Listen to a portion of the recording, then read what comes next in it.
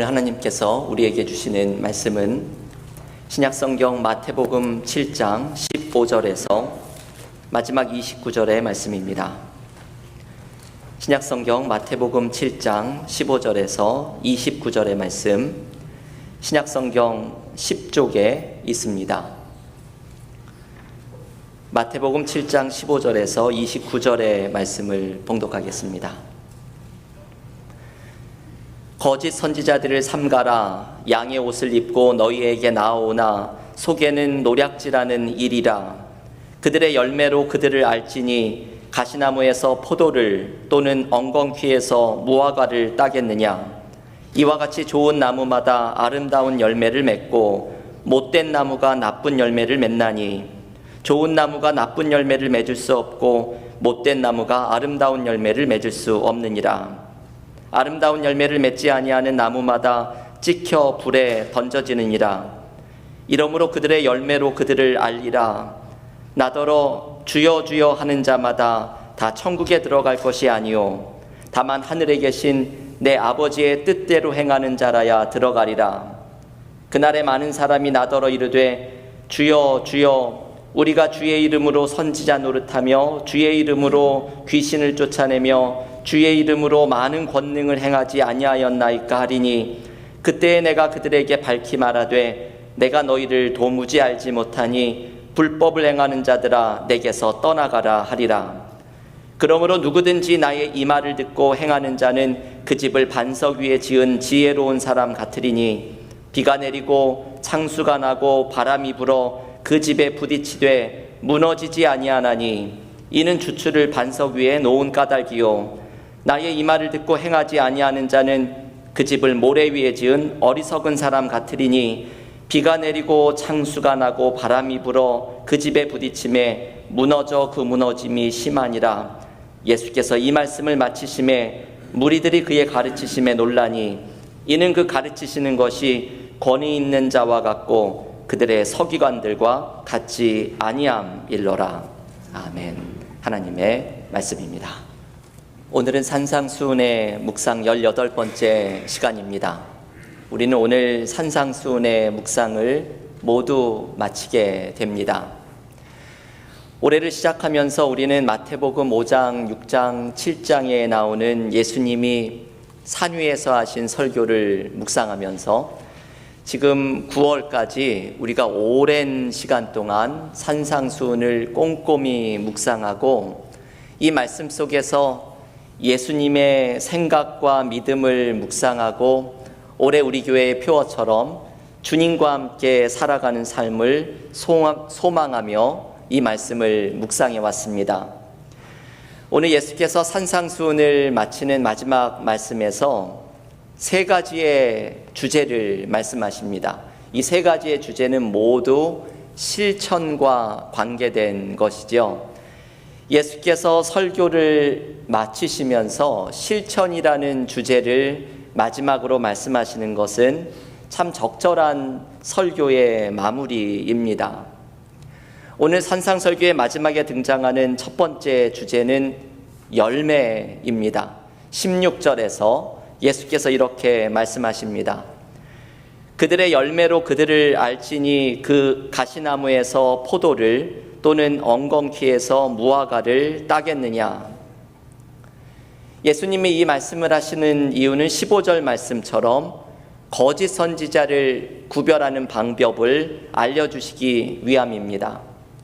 거짓 선지자들은 겉으로는 하나님의 일을 하는 사람처럼 보이지만 속으로는 자신의 욕심과 욕망을 쫓아가는 사람입니다. 이 거짓 선지자들을 분별하기란 쉽지 않습니다. 이들의 가르침이 나무랄 데 없이 훌륭합니다. 게다가 22절 말씀을 보면 이들은 주의 이름으로 귀신을 쫓아내고 많은 권능을 행하는 사람이기도 합니다.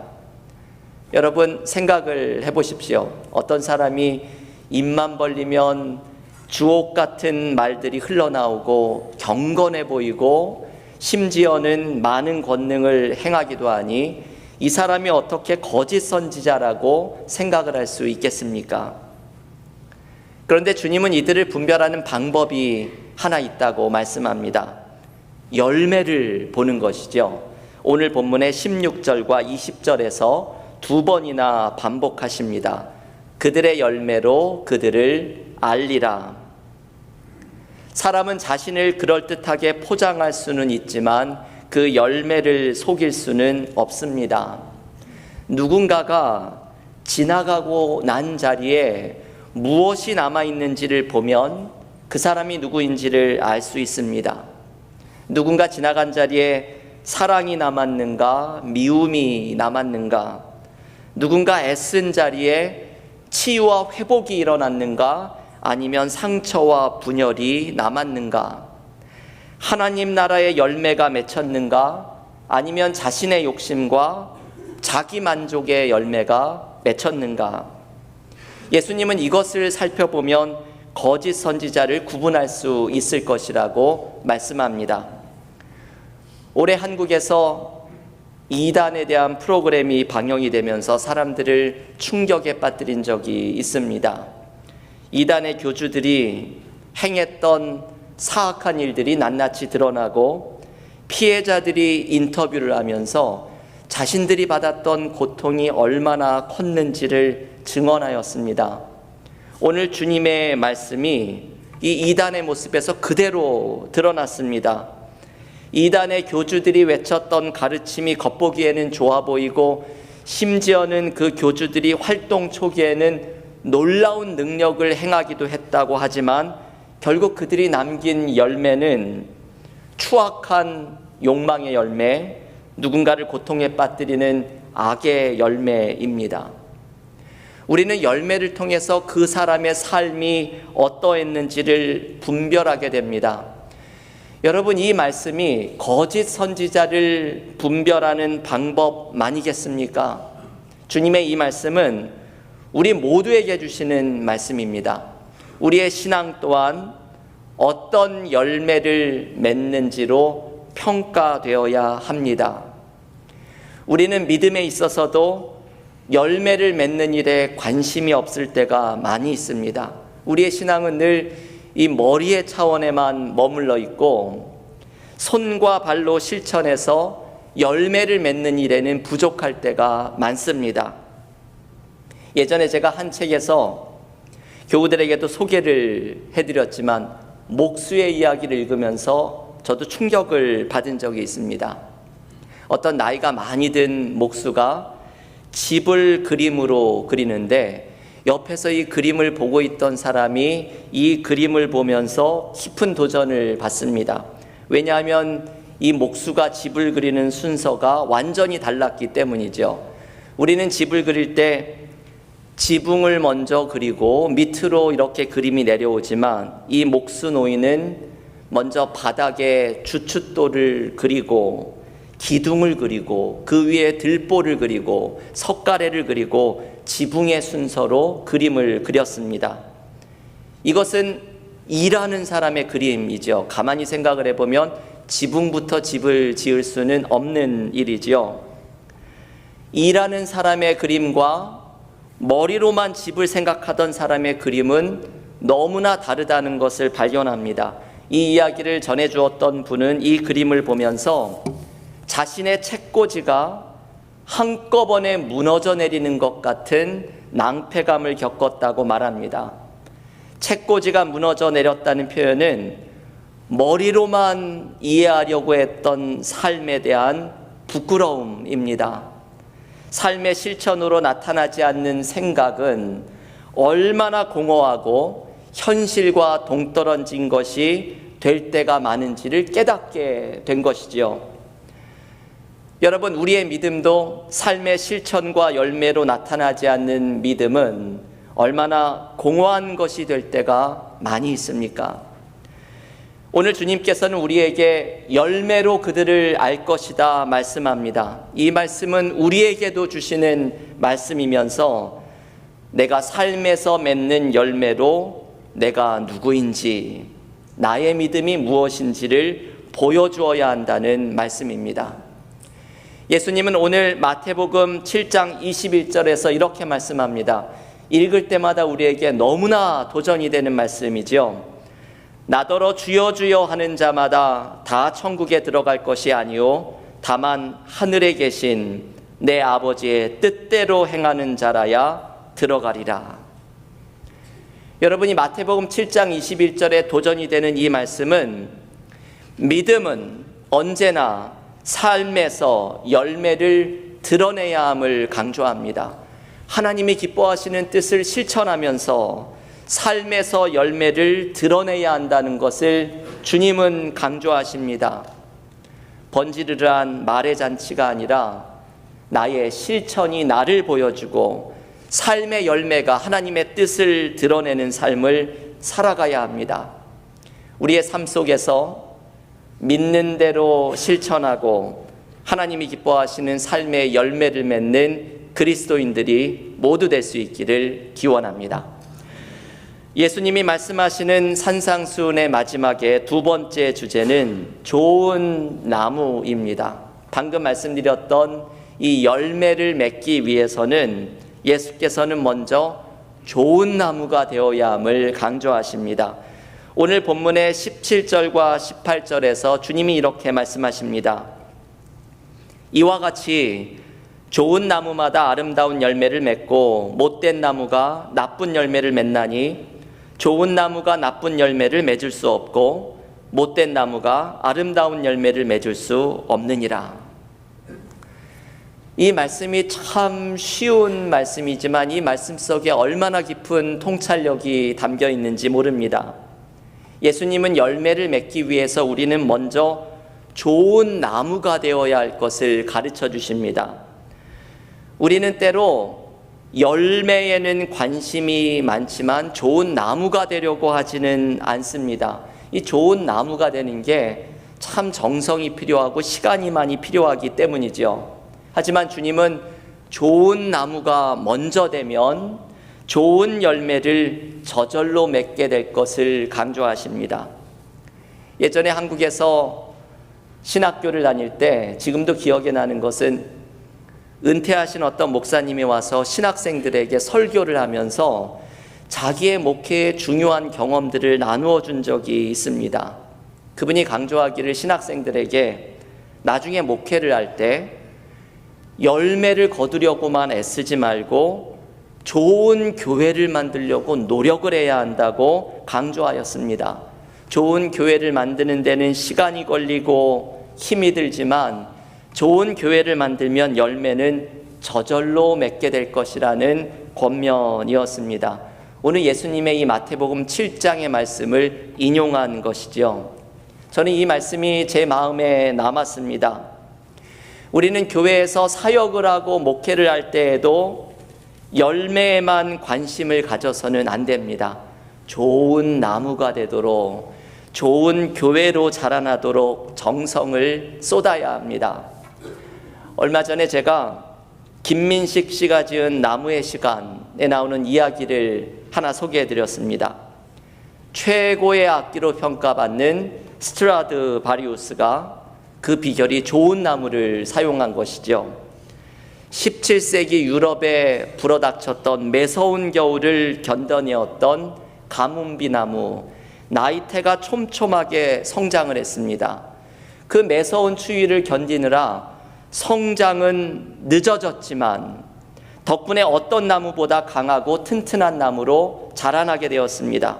스트라드바리우스는 바로 이 나무로 악기를 제작하면서 300년이 지난 지금도 최고의 악기라는 평가를 받게 되었습니다. 좋은 나무가 결국은 좋은 열매를 맺은 예인 것이죠. 여러분, 우리 교회도 좋은 나무로 자라날 수 있기를 바랍니다. 시간이 더뎌도 촘촘하고 건강한 교회가 되는 것이 좋은 나무로 성장하는 것입니다. 우리의 삶 또한 주님이 기뻐하시는 좋은 나무로 자라날 수 있기를 바랍니다. 내가 좋은 나무가 된다는 것은 이제는 나의 믿음이 성장하고 성숙하는 것을 의미합니다. 지난주에 새벽 기도에서 저는 너무나 도전을 받은 말씀이 베드로전서 2장 3절의 말씀, 주의 사랑을 받았으면 이제는 자라나라 라는 말씀입니다. 저는 이 말씀이 얼마나 도전을 받은 말씀인지 모릅니다. 은혜를 받았으면, 주의 사랑을 경험했으면 이제는 자라나라, 베드로 사도가 권면합니다. 이제는 자라나는 것, 성숙하는 것, 이것이 좋은 나무가 되는 것입니다. 좋은 나무가 되면 하나님이 기뻐하시는 삶의 열매들이 맺혀지게 됩니다. 오늘 주님의 이 말씀을 받으면서 내가 좋은 나무로 세워지고 우리 교회가 좋은 나무로 성장하면서 하나님이 기뻐하시는 열매를 풍성히 맺는 은혜가 우리 모두에게 넘치기를 기원합니다. 마지막으로 예수께서 말씀하시는 산상설교의 주제는 반석이죠. 오늘 이 세 가지의 주제가 모두 두 글자의 단어입니다. 열매, 나무, 그리고 반석입니다. 오늘 본문 마태복음 7장 24절과 25절에서 예수께서 이렇게 말씀하십니다. 우리 마태복음 7장 24절을 함께 읽어볼까요? 주보 앞에도 있는 요절의 말씀, 마태복음 7장 24절 한 목소리로 함께 읽겠습니다. 그러므로 누구든지 나의 이 말을 듣고 행하는 자는 그 집을 반석 위에 지은 지혜로운 사람 같으니. 이어지는 25절은 이렇게 말합니다. 비가 내리고 창수가 나고 바람이 불어 그 집이 부딪히되 무너지지 아니하나니 이는 주추를 반석 위에 놓은 까닭이요. 예수께서는 반석 위에 지은 집을 비유로 사용하십니다. 인생을 살아가다 보면 우리에게 비도 내리고 세찬 바람도 불어닥치는 순간을 맞이합니다. 우리가 지난밤에도 엄청 비바람이 불어쳤지요. 우리가 인생에서 이러한 비바람을 맞이할 때에 어디에 인생의 집을 지었느냐에 따라 그 운명이 달라진다고 주님은 말씀합니다. 반석 위에 집을 지은 사람은 인생의 비바람 속에도 요동하지 않지만, 모래 위에 집을 지은 사람은 비바람에 맥을 못 추고 무너질 것이라고 말씀합니다. 그러면 반석 위에 집을 지은 사람은 어떤 사람일까요? 지금 읽었던 24절의 말씀에 따르면 반석 위에 세운 집은 예수님의 말씀을 듣고 행하는 사람입니다. 여기에 두 가지의 특징이 담겨 있죠. 첫 번째는 반석 위에 세운 집은 예수님 위에 세운 집입니다. 우리의 인생의 기초를 나의 생각과 나의 계획에 세우는 것이 아니라 예수 위에 세우는 사람이 반석 위에 집을 세우는 사람입니다. 헬무트 틸리케는 현실과 믿음 사이라는 책에서, 이 책이 산상수훈을 묵상한 책인데, 이 대목을 묵상하면서 이렇게 말을 합니다. 예수 반석, 삶의 폭풍을 이긴다. 저는 이 문장이 저에게 너무나 다가온 문장입니다. 예수 반석, 삶의 폭풍을 이긴다. 헬무트 틸리케의 이 산상수훈 묵상집은 2차 세계대전이 끝났던 1956년에 출간이 되었습니다. 전쟁의 포화 속에 건물들은 모두 허물어져 있는 삶의 요동침을 경험한 헬무트 틸리케는 이 흔들리는 삶의 상황 속에서 무엇이 자신의 삶을 세워줄 수 있을지 고민합니다. 그 속에서 발견한 것은 예수만이 흔들리지 않는 삶의 터전임을 경험합니다. 헬무트 틸리케가 이렇게 고백을 합니다. 예수 그리스도는 나를 떠받치는 반석이고 나를 절대로 놓지 않는 손입니다. 우리가 삶의 어떤 폭풍도 이겨낼 수 있는 것은 영원하신 그분이 우리를 붙들고 계시기 때문입니다. 세상의 그 어떤 것도 우리를 알파와 오메가이신 예수님 그분의 손에서 빼앗을 수 없습니다. 여러분, 예수라는 반석 위에 집을 지은 사람은 삶의 폭풍 속에 흔들리지 않습니다. 심지어 우리의 삶이 끝나고 죽음의 순간을 맞이할 때에도 우리는 흔들리지 않을 것입니다. 왜냐하면 영원하신 주님의 손이 우리를 그때에도 붙들고 계실 것이기 때문입니다. 인생을 살아가면서 세찬 비바람과 풍랑을 맞이하기 마련이지만 예수 반석이 삶의 폭풍을 이기는 은혜를 날마다 경험하며 살아가는 우리가 되기를 기원합니다. 반석 위에 세운 집의 두 번째 의미는 예수님의 말씀을 순종하는 것입니다. 오늘 본문 24절이 말하죠. 예수님의 말씀을 듣고 행하는 사람이 반석 위에 집을 지은 사람입니다. 제가 좋아하는 신학자 디트리히 본회퍼만큼 이 말씀에 담겨있는 의미를 깨달은 사람이 없습니다. 이분이 산상설교를 묵상하면서 쓴 책, 이분의 가장 유명한 책 나를 따르라 라는 책에 보면 순종에 대해서 강조하는 대목이 나옵니다. 우리에게 믿음이 생기지 않는 이유 중에 하나는 순종하지 않기 때문이라는 것이죠. 본회퍼는 이렇게 말합니다. 여러분, 이게 아주 놀라운 말씀인데요, 한번 잘 들어보십시오. 여러분이 성령을 받지 못했다고, 기도할 수 없다고, 믿음을 위한 기도가 늘 허공에 머물러 있다고 놀라지 마십시오.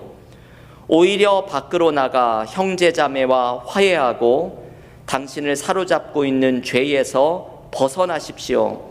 그러면 당신은 믿음이 생길 것입니다. 순종하지 않는 자는 믿을 수 없고 오직 순종하는 자만이 믿습니다. 먼저 순종하십시오. 외적인 행동을 보이십시오. 당신을 얽어매는 것을 버리십시오. 하나님의 뜻에서 멀어지게 하는 것을 포기하십시오. 믿어지지 않아도 첫 걸음을 내디디십시오. 그러면 믿음이 생길 것입니다. 여러분, 이게 산상수훈을 묵상하면서 이야기하는 대목입니다. 놀라운 진리를 알려주는 것이죠. 순종하면 믿음이 생기고 믿어지지 않아도 첫 걸음을 내디디면 믿어지게 될 것이라는 말씀입니다. 우리도 예수님의 말씀에 순종하면 나의 삶이 반석 위에 세워지는 놀라운 은혜를 체험하게 될 것입니다. 교우 여러분, 우리는 지난 18번에 걸쳐서 산상수훈의 말씀을 묵상했습니다. 참 놀라운 말씀들이 가득했지요. 예수께서 팔복의 말씀을 가르쳐 주셨고, 우리를 세상의 빛이라고 알려주셨고, 오른쪽 뺨을 맞으면 왼쪽 뺨도 돌려대는 완전한 사랑을 알려주셨고, 주기도문을 가르쳐 주셨고, 먼저 그의 나라와 의를 구하면 하나님이 모든 것을 책임져 주신다는 것을 알려주셨고, 문을 두드리면 반드시 열릴 것이라는 기도의 능력을 가르쳐 주셨고, 그리고 항상 좁은 문으로 들어가서 하나님 나라의 가치를 붙들어야 한다고 말씀해 주셨습니다. 주님은 이 긴 설교를 마치면서 결론적으로 말씀하십니다. 이 산상수훈의 말씀 가운데 하나라도 순종한다면, 단 하나라도 순종하고 실천한다면 그때 우리의 삶이 반석 위에 세워지게 될 것이라고 말씀합니다. 여러분, 기억하십시오. 우리가 순종하지 않기 때문에 믿음이 생기지 않는 것입니다. 순종하지 않기에 우리의 삶이 요동치고 있는 것입니다. 지금까지 묵상한 산상수훈의 말씀에 하나라도 순종할 때 우리의 삶이 반석 위에 세워지는 은혜를 누릴 줄을 믿습니다. 교우 여러분, 오늘 산상수훈의 말씀을 마치면서 주님이 기뻐하시는 삶의 열매를 맺으며 좋은 나무로 자라나는 복을 누리고, 특별히 주님의 말씀에 순종하며 반석 위에 세워지는 은혜를 체험하는 믿음의 교우들이 모두 되시기를 주님의 이름으로 간절히 축원합니다. 기도하겠습니다.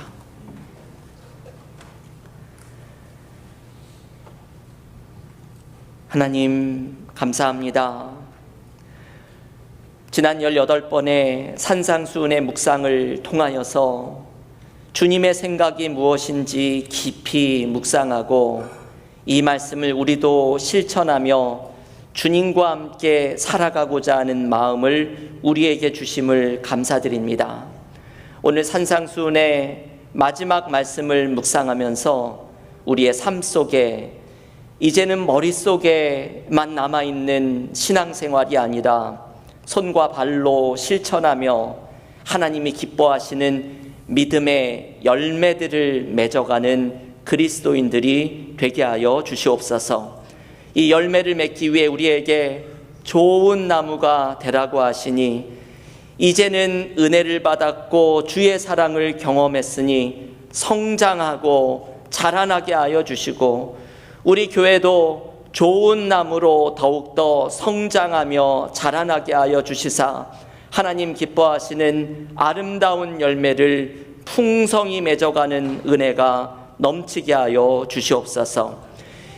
예수 위에 삶을 세운 사람들, 반석 위에 집을 지으며 주님의 말씀에 순종하는 사람들, 반석 위에 집을 지을 것이라 말씀하셨사오니 무엇보다도 이 산상수훈의 말씀을 하나라도 실천하고 순종하면서 우리에게 믿음이 깊어지고 삶의 새로운 길이 펼쳐져가는 은혜를 풍성히 누리는 그리스도인들이 모두 되게 하여 주시옵소서. 예수님의 이름으로 기도하옵나이다. 아멘.